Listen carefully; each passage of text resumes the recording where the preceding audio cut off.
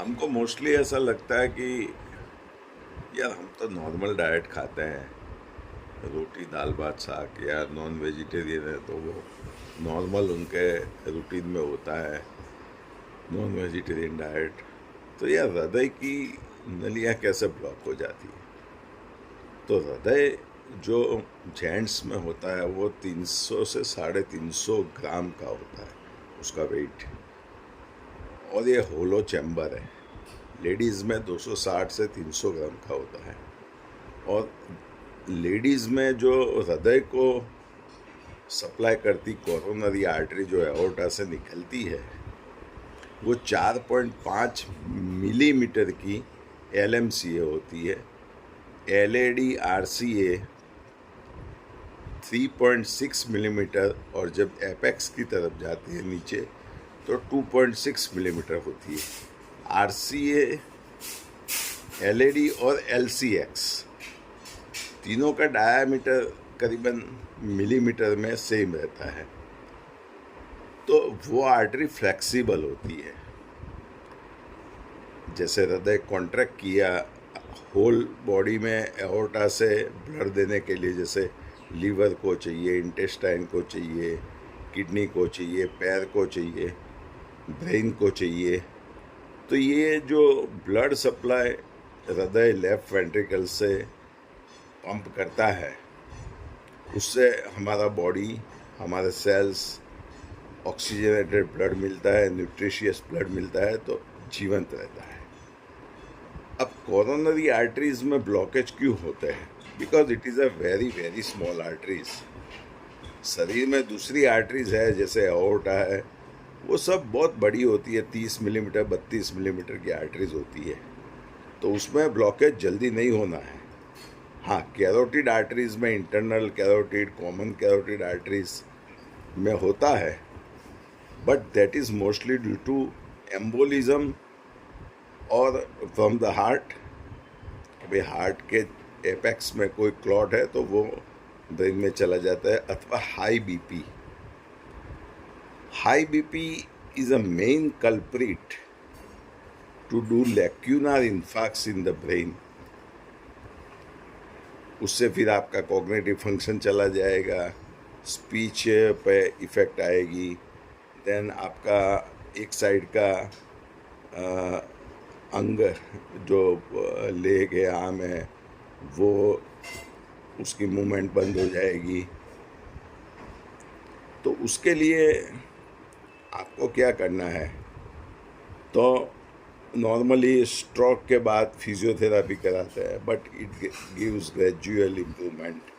दवाइयाँ आती है, सेरिब्रल एक्टिवेटर्स, वो लेना है। लेकिन हृदय की बात करें तो हृदय की बात में मोस्टली जो कॉमन कल्प्रिट्स पाया गया है, that is deep processed food और तली हुई चीज़ें एंड मिठाई, स्वीट्स एंड कोल्ड ड्रिंक्स, ये कॉमन कल्प्रिट्स पाया गया है। अब डीप प्रोसेस्ड फूड और डीप फ्राइड फूड में आप नूडल्स भी ले सकते हैं, और मैदे की चीज़ें जैसे bakery products, white breads, refined oil का यूज़ करना, वो भी हृदय के लिए इन्फ्लेमेटरी और ब्लॉकेज बनाने वाली बात है।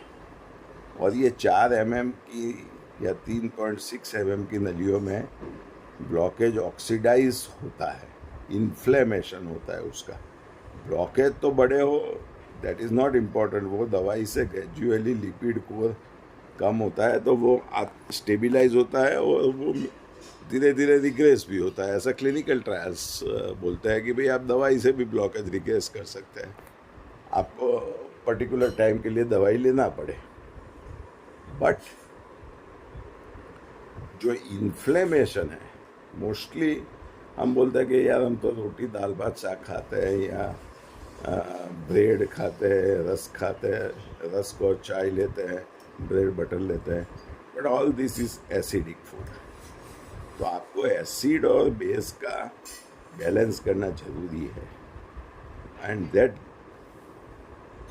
Advice we give you by what to eat, what not to ईट।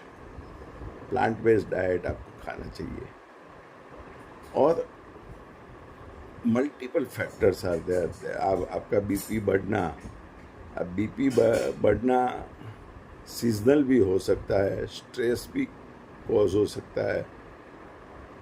दूसरा, इंसुलिन रेजिस्टेंस से आपको बीपी बढ़ सकता है और लाइपोजिनेसिस हो सकता है और शुगर आपकी सर्ज हो सकती है। तो डायबिटीज़ के साथ में ब्लड प्रेशर बढ़ा हुआ हो तो ये बहुत चिंता का विषय है। साथ में किडनी डिसीज़ किसी को होता है, बिकॉज एंजियोग्राफी के बाद आप देखो तो कई लोगों की किडनी डैमेज हो जाती है बिकॉज ऑफ डाई।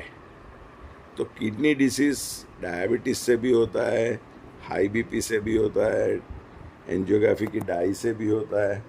तो आपको इसको मैनेज करना है तो मेडिसिन तो आती ही है, किडनी फ्रेंडली, हार्ट फ्रेंडली। किसी को हार्ट की आर्टरी में अपर पोर्शन में ऑस्टियम रीजन में ब्लॉकेज है तो हार्ट वीक हो जाता है क्योंकि उसको ब्लड सप्लाई नहीं मिलता है। तो डॉक्टर हॉस्पिटल्स में एंजियोग्राफी करके बाईपास अथवा स्टेंट का बोलता है, लेकिन stent is a prothrombotic, reblockage तो उसको होना ही है। और बाईपास में भी रीब्लॉकेज होता है क्योंकि वो ब्लॉक को निकालते नहीं है, ब्लॉक के ऊपर और ब्लॉक के नीचे एक लोकेलाइज रूट तैयार करते हैं जैसे ब्लड फ्लो मिला करे। लेकिन बाईपास में क्या होता है, हार्ट लंग मशीन पे बॉडी को ले जाने से और हार्ट को हाइपोथर्मिक करने से हार्ट वीक हो जाता है। इसीलिए मैं बार बार कहता हूँ कि medical treatment, alkaline diet and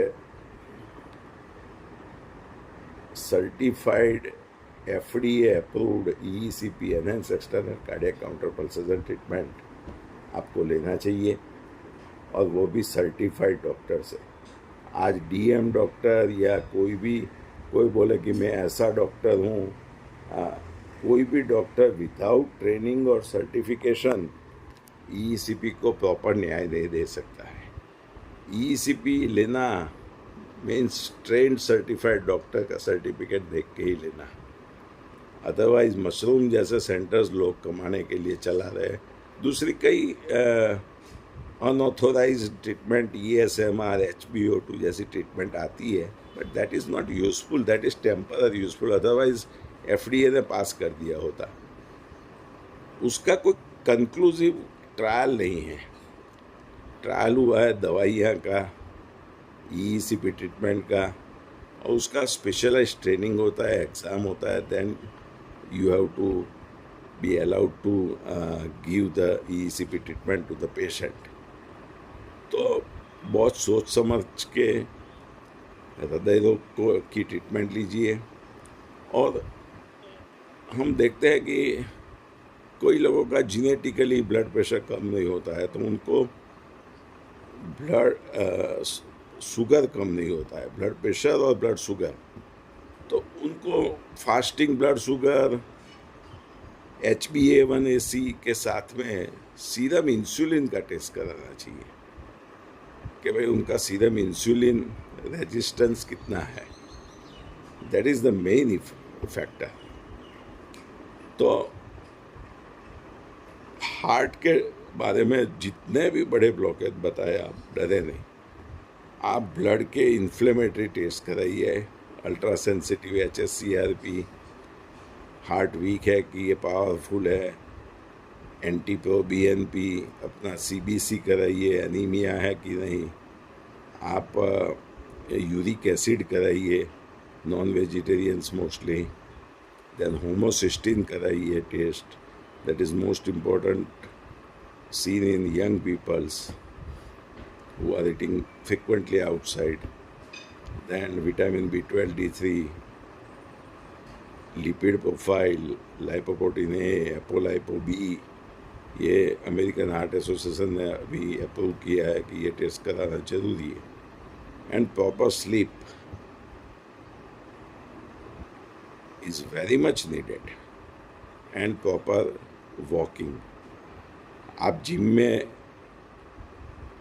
मत जाइए और एनारोबिक एक्सरसाइज ज़्यादा मत कीजिए। ठीक है, हफ्ते में एक आध बार 10 मिनट किया, बाकी आपको मालूम नहीं है कि आपको कोई छोटी मोटी कंजेनाइटल बीमारी होगी तो आप सडन कार्डियक अरेस्ट में चले जाओगे, अथवा सीवियर डिहाइड्रेशन से, इलेक्ट्रोलाइट इम्बैलेंस से आप कार्डियक अरेस्ट में चले जाओगे।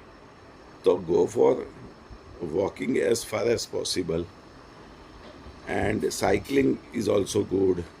Jumping road for 2-5 minutes is good, and main thing is breathing exercise, that is very good. And we train people for breathing exercise and meditation, so it is a combo thing that heal your heart. Otherwise आप stenting और bypass के चक्कर में फंसाते रहोगे और ज़िंदगी भर आपकी ये छोटी मोटी समस्याएं रहती रहेगी, कॉम्प्लिकेशंस उसके बाद, क्योंकि ये तो रीब्लॉकेज तो होना ही है, और फिर आप धीरे धीरे धीरे वीक होते चले जाओगे। इसीलिए I advised this things: alkaline food, ECP treatment by train certified doctor, and proper medicines that is kidney friendly, diabetic हो तो diabetic friendly. This is most needed. And one thing remember, medicines cure the disease, not the stent cure the disease. Stent only relieve the pain, and bypass also relieve the pain because they cut the cheta tantu passing through the spinal cord to the brain, so you doesn't find pain, but your heart is going to be weak. So think 10 times and then take treatment. Thank you very much.